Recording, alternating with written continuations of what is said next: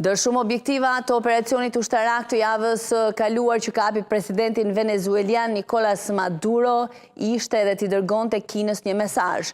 Qëndro larg nga Amerika, shkruan agjencia ndërkombëtare e lajmeve Reuters në një analizë të publikuar. Prej të paktën 2 dekadash Pekini ka kërkuar të ndërtojë ndikim në Amerikën Latine, jo vetëm për të ndjekur mundësi ekonomike, por edhe për të fituar një pozicion strategjik pranë rivalit të tij kryesor gjeopolitik.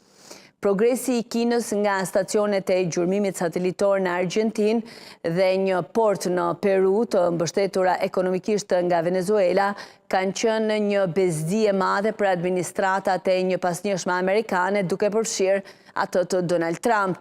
Disa zyrtarë të administratës Trump i thanë Reuters se veprimi i presidentit amerikan kundër Maduros synonte pjesërisht të kundërshtonte ambicet e Kinës dhe se ditët e Pekinit duke përdorur borxhin për të përfituar naftë të lirë nga Venezuela kishin mbaruar.